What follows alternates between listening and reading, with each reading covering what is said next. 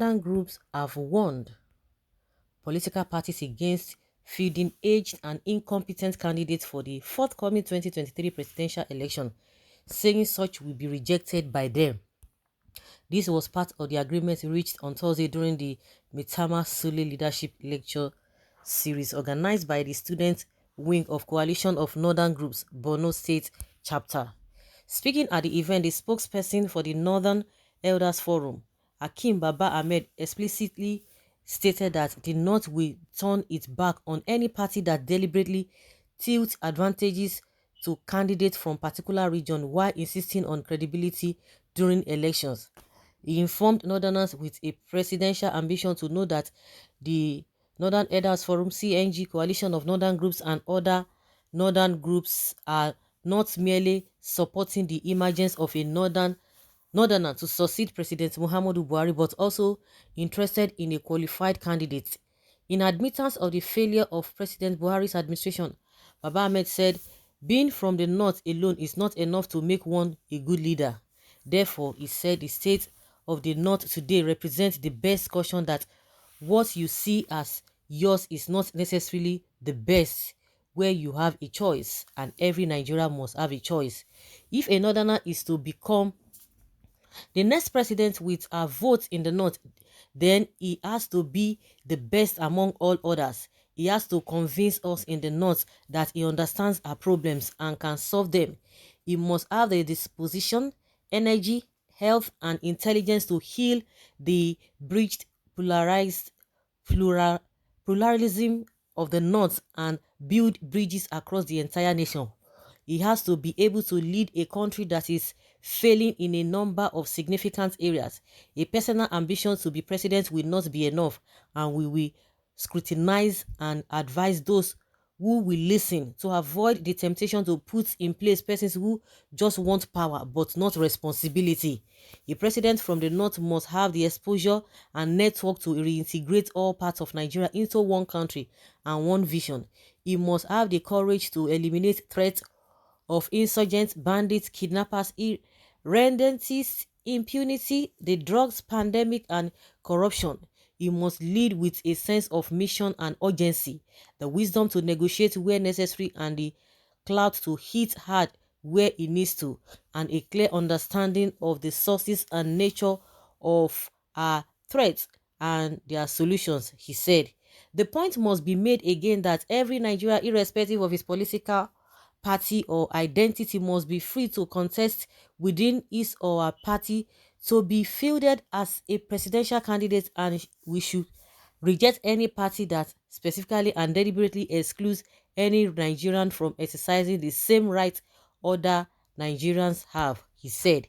He, however, boasted that the North had shown its commitment to national unity and the democratic process, and that it has paid a huge price for the unity and survival of the country. He also claimed that the North has never been parasitic to the country, saying why the North believes that it serves all interests to stay as one united country. It will, however, be difficult for us to continue to defend our coexistence if it can only be achieved at a permanent expense. He said those who should question their commitments are people who threaten to leave the country or make it ungovernable if the next president does not bear all the hallmarks of their preferences.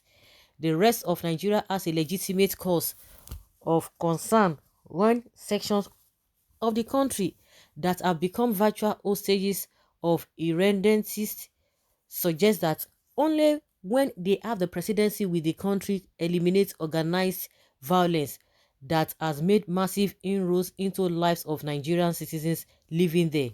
Taking a swipe at Buhari's regime, Baba Ahmed noted that the regime has failed woefully as it had allowed insecurity, irredentism, corruption, poverty, unemployment of the young, and lack of faith in the democratic process to become a way of life in Nigeria today.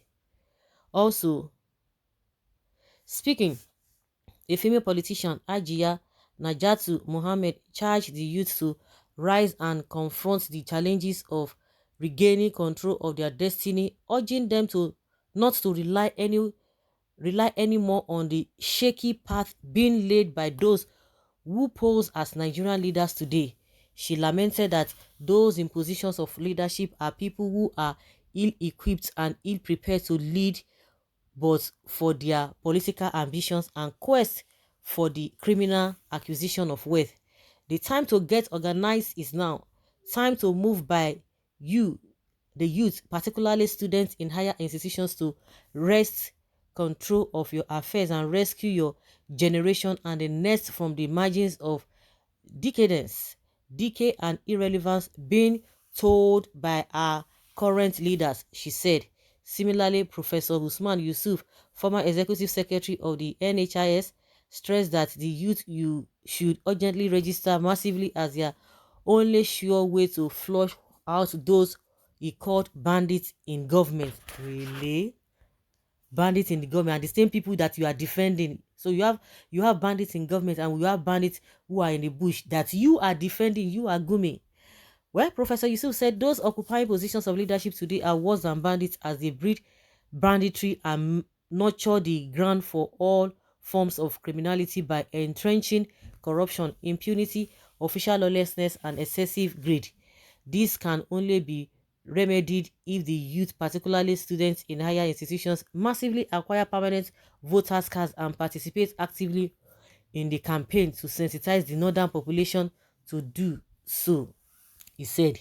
In response, the Board of Trustees chairman of the CNG, Nastura Asha Sharif, warned the youth against risking their collective future in the hands of any of the major political parties in the country presently.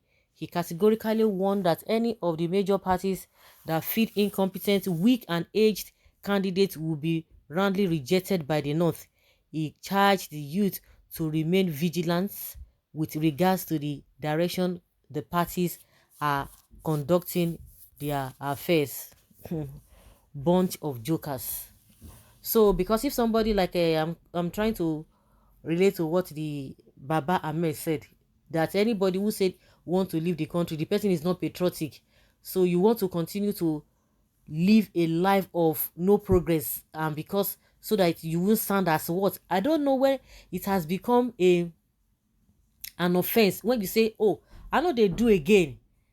These people, they have their way of thinking, a very corny way of doing things. So somebody who says, I don't want to belong to this group again, I don't want to belong to this party again, that means the person has committed the biggest offense in this whole world. That is how they reason. So now they now know that Buhari is sick, Buhari is not competent at the late hour. All this while, if people did not know, when people were saying it, did you people listen even before he came on board? Did you agree with that submission? Now, when it is quarter to finish, now you are telling us that this and this and this and that cock and bull stories. Very unfortunate. So, guys, let's hear your opinion concerning what all of these people have said, have told their people.